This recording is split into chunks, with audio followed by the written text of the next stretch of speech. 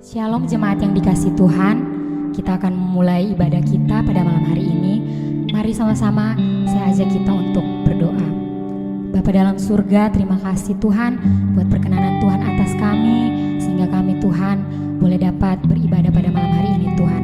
Sucikan hati kami, pikiran kami Tuhan, hingga kami boleh layak Tuhan untuk menaikkan setiap puji-pujian kami Tuhan di hadapan-Mu Tuhan. Terima kasih Tuhan Yesus, kami siap untuk memulai ibadah kami malam hari ini. Hanya di dalam nama Yesus Kristus kami sudah berdoa. Haleluya, amin.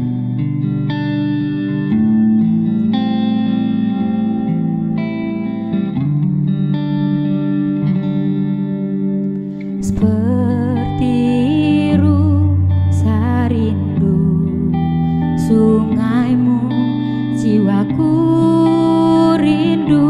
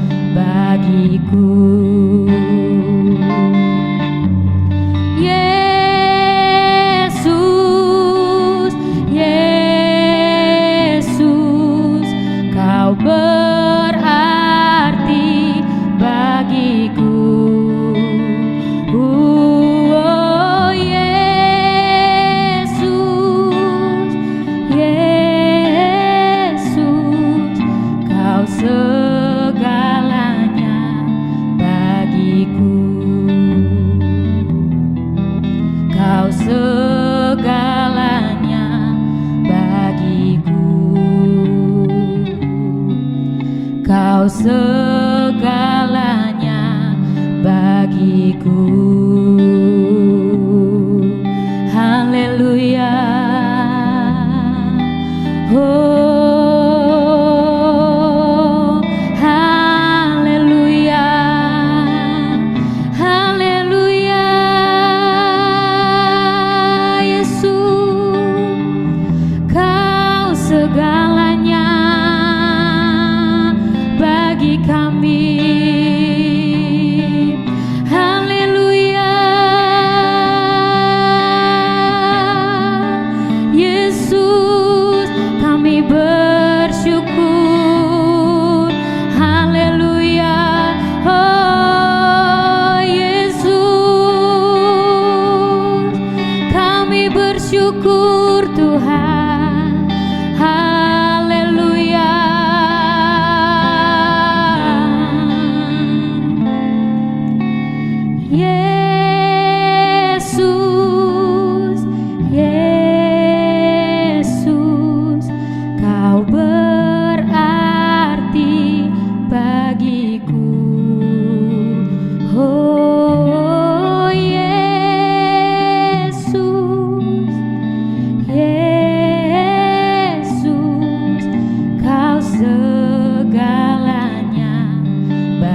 bagiku. Kau segalanya bagiku. Kau segalanya bagiku.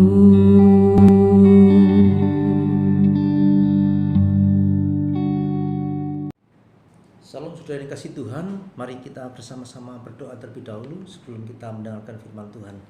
Bapa di surga, kami bersyukur pada saat ini kami boleh bersama-sama beribadah pada Tuhan. Kami sudah memuji memuliakan nama Tuhan. Tiba saatnya kami akan mendengarkan firman-Mu dalam ibadah KKR malam ini. Biarlah firman-Mu boleh memberkati kami semua, mengajar pada kami semua, mencelikkan mata hati kami sehingga kami, rohani kami semakin dikuatkan, iman kami semakin bertumbuh dalam Tuhan.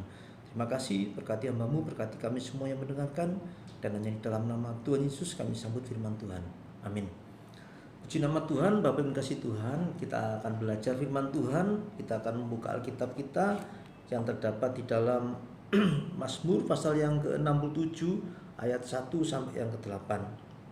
Kitab Mazmur pasal yang ke-67 ayat 1 sampai yang ke-8. Saya akan bacakan, Bapak Ibu boleh menyimaknya ya. Mazmur pasal yang ke-67 ayat 1 sampai 8, demikian bunyi firman Tuhan. Untuk pemimpin biduan dengan permainan kecapi, mazmur, nyanyian. Kiranya Allah mengasihani kita dan memberkati kita, kiranya Ia menyinari kita dengan wajah-Nya, Selah, supaya jalanmu dikenal di bumi dan keselamatanmu di antara segala bangsa. Kiranya bangsa-bangsa bersyukur kepadamu ya Allah, kiranya bangsa-bangsa semuanya bersyukur. Ayat yang seterusnya, kiranya suku-suku bangsa bersukacita dan bersorak-sorai, sebab Engkau memerintah bangsa-bangsa dengan adil dan menuntun suku-suku bangsa di atas bumi, Selah. Kiranya bangsa-bangsa bersyukur kepadamu ya Allah, kiranya bangsa-bangsa semuanya bersyukur kepadamu. Tanah telah memberi hasilnya. Allah kita memberkati kita. Allah memberkati kita. Kiranya segala ujung bumi takut akan Dia. Amin. Bacaan firman Tuhan. Saudara yang dikasih Tuhan, kitab Mazmur pasal yang 67 ini merupakan nyanyian gitu ya. Jadi ada kata Selah gitu ya. Sebetulnya kalau itu nyanyian dinyanyikan, maka Selah itu artinya jeda gitu ya. Kalau di dalam not angka itu angka 0 gitu ya, berarti diam ya, atau memberikan kesempatan untuk penyanyi untuk menarik nafas gitu ya, istirahat sejenak gitu ya, bukan istirahat lama tapi istirahat sejenak gitu ya. Nah, tetapi karena saya tidak menyanyikan tadi, saya cuma membaca, jadi tidak ada salahnya kalau Selah itu juga dibaca. Saudara, Mazmur 67 ini merupakan nyanyian yang dinyanyikan pada waktu pesta panen ya, panen gandum ya, pesta gotilon atau pesta gandum, panen gandum ya. Judul firman Tuhan pada ibadah malam ini yaitu berkat Tuhan ya. Jadi pemazmur menyanyikan suatu nyanyian karena apa? Karena Allah sudah memberkati pemazmur, atau pemazmur merasa bahwa Allah sudah memberkati bangsanya ya. Bahkan ini doa atau nyanyian ini sebetulnya dikutip dari doa Harun ya. Ketika Allah berfirman kepada Musa gitu ya, di dalam Bilangan pasal yang ke-6 ayat yang ke-22 sampai yang ke-27, Bilangan pasal yang ke-6 ayat 22 sampai yang ke-27, di situ dikatakan Tuhan berfirman kepada Musa, berbicaralah kepada Harun dan anak-anaknya, beginilah harus kamu memberkati orang Israel. Katakanlah kepada mereka, Tuhan memberkati engkau dan melindungi engkau. Tuhan menyinari engkau dengan wajah-Nya dan memberi engkau kasih karunia. Tuhan menghadapkan wajah-Nya kepadamu dan memberi engkau damai sejahtera. Kemudian demikianlah harus mereka meletakkan namaku atas orang Israel, maka aku akan memberkati mereka. Ya, jadi ini mirip doa berkat gitu ya, di dalam ibadah biasanya kan diakhiri doa berkat seperti ini. Jadi ini adalah doa ucapan syukur ya, yang mungkin mengutip dari Bilangan tadi, doa Harun ya, yang diperintahkan oleh Musa. Tuhan menyuruh Musa dan Musa menyuruh Harun memberkati umatnya seperti ini gitu ya. Jadi saudara yang kasih Tuhan, berkat Tuhan, kita akan memahami firman Tuhan, bagaimana kita harus memahami firman Tuhan tentang berkat itu ya, sesuai dengan kebenaran firman Tuhan. Kalau kita kembali lihat ya, yang pertama kita lihat ayat yang kedua. Ayat yang kedua tadi dikatakan kiranya Allah mengasihani kita dan memberkati kita gitu ya. Jadi di situ menandakan yang pertama bahwa berkat itu asalnya dari Tuhan. Ayat yang ketujuh juga dikatakan seperti itu kan ya. Kiranya bangsa-bangsa bersyukur kepadamu ya Allah. Kiranya bangsa-bangsa semuanya bersyukur kepadamu gitu ya. Tanah memberi hasilnya, tanah telah memberi hasilnya, Allah kita memberkati kita. Bahkan ayat yang ke-8 juga Allah memberkati kita. Ada petunjuk di situ menandakan bahwa sumber berkat itu adalah Allah. Allah lah yang memberkati orang percaya, Allah lah yang memberkati manusia gitu ya, khususnya orang percaya gitu ya. Saya pernah mendengar percakapan dari orang, saya seperti yakin sepertinya dia belum anak Tuhan gitu ya. Andai kata anak Tuhan pun dia belum sungguh-sungguh gitu ya.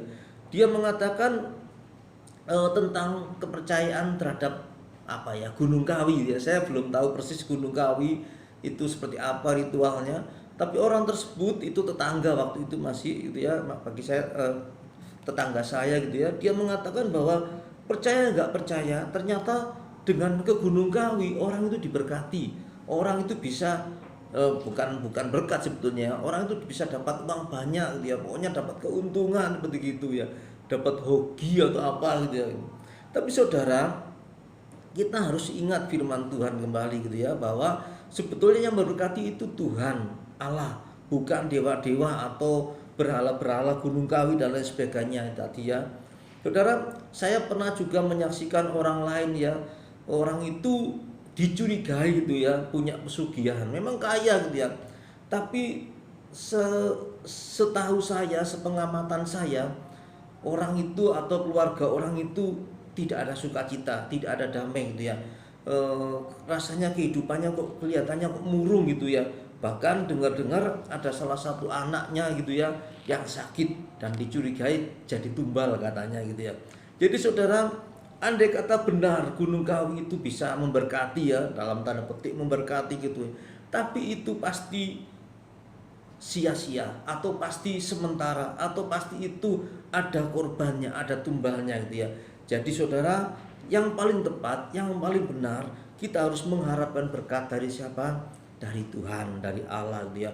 Bahkan kalau kita mengandalkan kekuatan kita sendiri pun itu tidak akan bisa ya. Jadi andai kata kita bekerja pun betul harus bekerja keras gitu ya, tetapi tetap harus menyertakan Tuhan, harus meminta pertolongan Tuhan, harus mengandalkan Tuhan gitu ya. Jadi prinsip berkat yang pertama harus kita tahu, harus kita pegang, Allah lah sumber berkat gitu ya. Allah lah sumber berkat. Yang kedua Bapak Ibu, pelajaran yang kedua yang kita dapatkan yaitu di situ dikatakan kiranya Allah mengasihani dan memberkati kita. Ada kata kiranya. Saudara, Mazmur ini nyanyian tetapi sekaligus doa gitu ya. Sekaligus doa. Kata kiranya itu menandakan bahwa kita harus minta kepada Allah supaya Allah atau kita diberkati Allah, atau Allah yang memberikan berkatnya pada kita gitu ya. Bukan memaksa, bukan memerintah atau menuntut Allah gitu ya.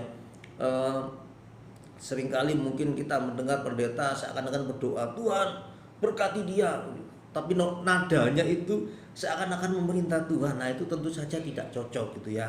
Allah itu pencipta kita, Allah itu Tuhan kita ya, yang membuat kita, yang menciptakan kita manusia, yang menciptakan alam semesta ini. Kita cuma siapa gitu ya, siapa kita ya. Tapi dari situ kita tahu Allah lah yang memberkati kita. Jadi yang kedua, pelajaran yang kedua, minta berkat pada Allah. Tidak salah. Sekali lagi Bapak Ibu, berkat itu jangan digambarkan jangan dipandang hanya sebagai materi gitu ya. Berkat tidak hanya materi, berkat tidak hanya uang, berkat tidak hanya barang, tetapi berkat itu yang paling penting adalah penyertaan Tuhan, perlindungan Tuhan ya. Wah itu luar biasa gitu ya. Kita mungkin hidup di dalam kesederhanaan, ya cukup pas gitu ya, hanya sekedar pas, tetapi penyertaan Tuhan itu nyata bagi kita, itu yang luar biasa gitu ya. Itu yang luar biasa bagi kita gitu ya. Jadi mintalah ya, seperti Matius pasal yang ke-7 ayat 7 sampai yang ke-8. Matius pasal yang ke-7 ayat 7 sampai 8 itu kan dikatakan demikian. Matius pasal yang ke-7 ayat 7 sampai yang ke-8, mintalah maka akan diberikan kepadamu, carilah maka kamu akan mendapat, ketoklah maka pintu akan dibukakan bagimu. Karena setiap orang yang meminta menerima, dan setiap orang yang mencari mendapat, dan setiap orang yang mengetok baginya pintu dibukakan. Jadi saudara, ini perintah, ini firman Tuhan, atau apa, bukan hanya perintah ya, tapi istilahnya petunjuk firman Tuhan ya. Kalau kita lagi butuh berkat, butuh pertolongan Tuhan, datang pada Tuhan, mintalah, nggak usah sungkan, nggak usah malu. Allah kita itu senang. Kan ada ayat mengatakan Allah itu bagaikan bapa, kita anak. Masa bapa ketika anaknya minta tidak mau memberi ya, bapa pasti akan memberikan yang terbaik buat anaknya ya. Jadi mintalah, nggak usah sungkan, nggak usah. Apalagi ada pandangan seperti gini. Saya pernah mendengarkan pandangan yang liberal gitu ya, mengatakan begini, Bapak itu kan maha tahu, Allah itu kan maha tahu, ngapain kita doa, ngapain kita minta gitu ya. Kan Allah pasti tahu yang mencukupkan. Bapak Ibu, betul itu gitu ya. Tapi nggak salah juga ketika kita minta ya. Ketika kita berdoa, minta berkat, minta pertolongan, minta perlindungan pada Tuhan, Tuhan itu senang gitu ya. Justru kalau kita menjauh dari Tuhan, kita tidak pernah berdoa, kita tidak pernah meminta pada Tuhan, tidak pernah beribadah menyembah Tuhan, ya ibaratnya bapak ketika anaknya itu cuek, pasti juga sedih gitu ya, pasti juga nggak senang dia. Justru ketika kita minta, kita berdoa, kita berharap pada Tuhan, Bapa itu senang ya, Allah Bapa itu senang. Dan firman Tuhan dikatakan ketika kita minta, kita akan mendapat ya. Ketika kita akan menerima dia. Ketika kita mencari, kita akan mendapat, dan seterusnya dia. Jadi yang kedua, minta kepada Tuhan berkat itu ya. Nggak masalah, nggak apa-apa dia. Yang berikutnya Bapak Ibu, yang ketiga, sebagai konsekuensinya, karena kita adalah orang yang sudah diberkati, kita kembali ke Mazmur tadi gitu ya. Mazmur pasal yang ke-67 tadi, di ayat yang kedua, di situ dikatakan kiranya Allah mengasihani kita dan memberkati kita, dan berikutnya kiranya Ia menyinari kita dengan wajahnya. Ya. Kemudian ayat yang ketiga, supaya jalanmu dikenal di bumi dan keselamatanmu di antara segala bangsa. Intinya apa? Ketika kita sudah diberkati, konsekuensinya hiduplah sesuai dengan jalan Tuhan ya. Kiranya Ia menyinari kita dengan wajahnya ya, supaya jalan Tuhan, jalanmu ya dikenal di bumi. Jadi saudara yang kasih Tuhan, Bapak Ibu kasih Tuhan, jalan Tuhan itu yang terutama, itu yang terbaik bagi kita anak-anak Tuhan. Ya walaupun mungkin banyak pakar ya yang bisa memberitahukan tentang mungkin cara kita berbisnis, cara kita bekerja, tapi saudara, petunjuk yang terbaik itu adalah dari Tuhan. Bukan berarti saya melarang saudara belajar ya, tidak, itu tetap perlu, itu tetap harus, tetapi jangan melupakan Tuhan. Tuhan yang utama, Tuhan yang terutama gitu ya Bapak Ibu ya. Jadi pelajaran yang ketiga, hiduplah sesuai jalan Tuhan.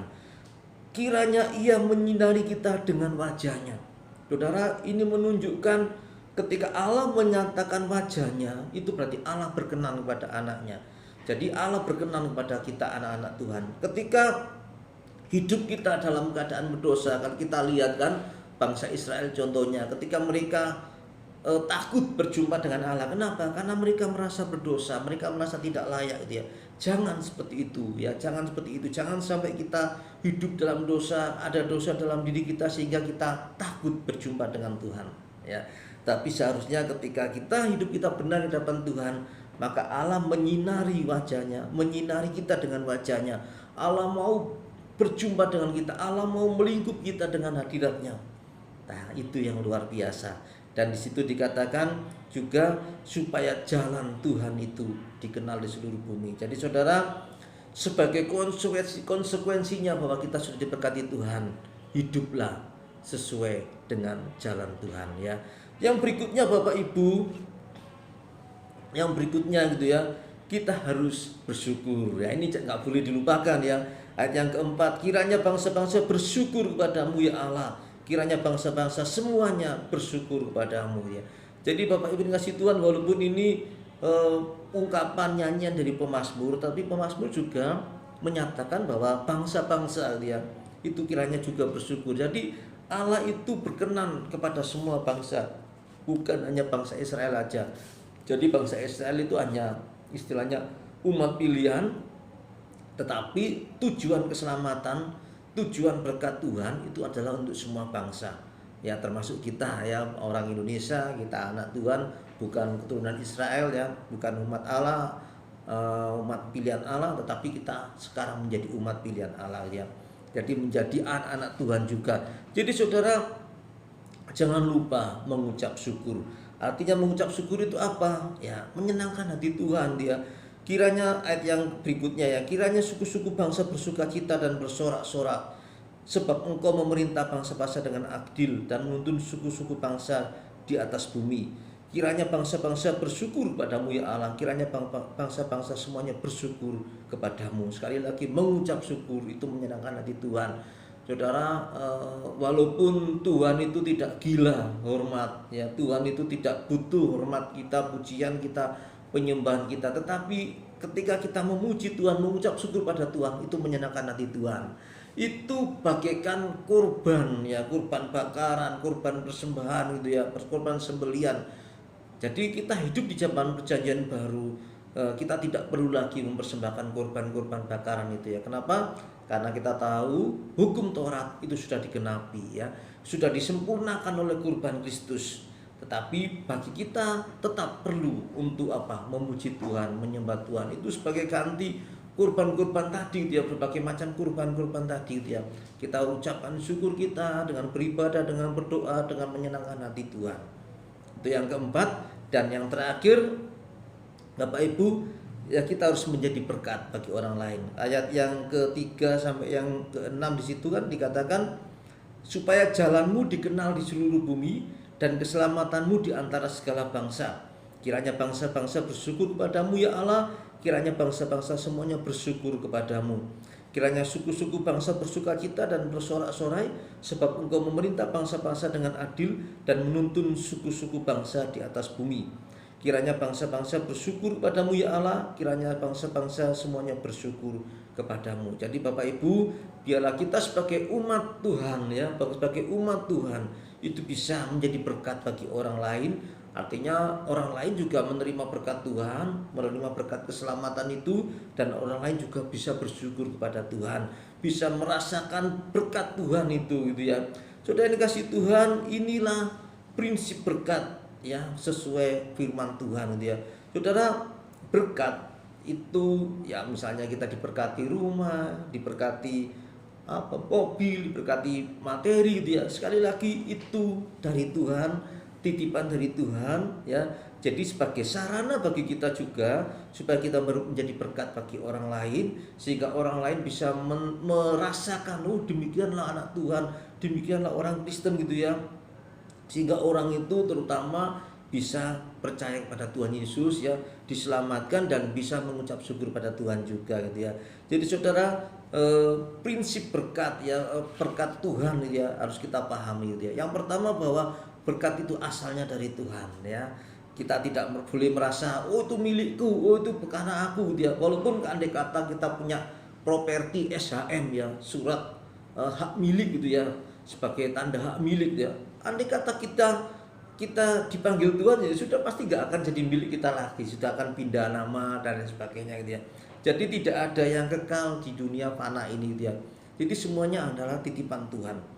Kemudian yang berikutnya, kita nggak perlu malu, kita nggak perlu takut untuk minta berkat pada Tuhan.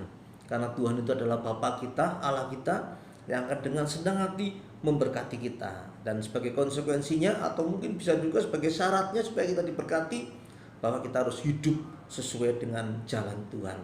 Ya, hidup sesuai dengan jalan Tuhan. Ya, supaya kita ketika Allah menyinari kita dengan wajahnya, kita dianggap layak gitu ya. Supaya kita tidak ada dosa ya, supaya kita tidak hidup dalam dosa ya, sehingga berkat Tuhan itu terhalang. Ayat yang lain juga mengatakan yang menjadi penghalang bahwa Tuhan itu memberkati kita, menolong kita, itu adalah segala dosa kita ya. Jadi sebagai orang percaya, sebagai umat Tuhan, sebagai anak-anak Tuhan, kita harus buang semua dosa dalam hidup kita. Supaya apa? Supaya kita layak. Ketika Allah menyinari wajahnya, menyinari kita dengan wajahnya, Allah berkenan pada kita dan berkat Tuhan tercurah atas kita. Sekali lagi, bukan berkat materi yang paling utama, tapi berkat penyertaan, berkat perlindungan itu yang utama. Dan jangan lupa ya, kita juga harus mengucap syukur. Mengucap syukur itu penting sebagai bukti bahwa kita itu anak Tuhan. Kita diberkati karena Tuhan gitu ya. Kemudian biarlah berkat itu juga membuat kita bisa menjadi berkat bagi orang lain. Artinya sekali lagi, berkat itu titipan dia, jangan kita pegang sendiri ya, jangan kita buat kita sendiri, tapi kita juga bisa menjadi saluran berkat bagi yang lain yang membutuhkan. Saudara, gambaran yang tepat yang pas itu seperti ini, saudara. Kita mungkin pernah dengar laut mati di Israel itu ya. Laut mati itu kenapa kadar garamnya begitu tinggi sekali, sangat asin sekali, sehingga tidak ada kehidupan di dalam laut mati itu. Artinya tidak ada ikan, tidak ada makhluk-makhluk yang lain yang bisa hidup ya, tidak ada terumbu karang, rumput laut di dalam laut mati, tidak ada sama sekali. Semuanya mati. Dalam arti laut itu cuma air dan garam aja, asin sekali gitu ya. Kenapa tidak ada kehidupan? Karena laut mati itu, kenapa disebut laut mati ya? Karena memang di situ kondisinya tidak ada makhluk hidup yang di dalam laut itu. Kemudian dikatakan laut mati juga karena laut itu menerima air dari sungai-sungai, tetapi tidak menyalurkannya lagi, tidak mengalir ke tempat-tempat yang lain lagi. Jadi semuanya terkumpul di dalam laut mati tersebut. Makanya laut mati disebut tidak ada kehidupan di dalamnya, disebut laut mati. Bandingkan dengan laut Galilea atau danau Galilea. Kenapa disebut laut juga? Karena danau itu begitu luas gitu ya, sehingga disebut laut atau danau Galilea. Di situ terdapat banyak ikan ya. Petrus dan para murid yang lainnya sebelumnya kan mencari ikan di danau Galilea itu gitu ya, atau disebut juga danau Tiberias gitu ya. Begitu luas dan begitu kaya, banyak ikannya, banyak kehidupan di dalamnya. Kenapa? Karena danau atau laut Galilea itu menerima air dari sungai, tapi juga mengalirkan ke sungai yang lain. Ya, jadi saudara, prinsipnya ketika kita diberkati Tuhan, ingat berkat itu adalah dari Tuhan, dan kita juga mau menyalurkan pada orang lain yang membutuhkan. Jadi saudara, melalui ibadah kali ini kita belajar tentang berkat Tuhan.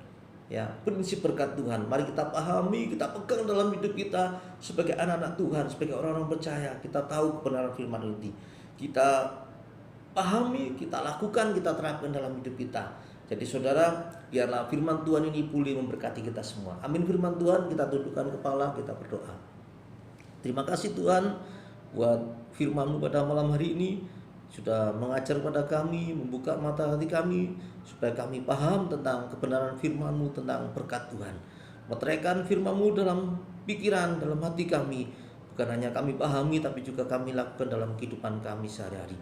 Di dalam nama Tuhan Yesus kami bersyukur dan berdoa. Amin.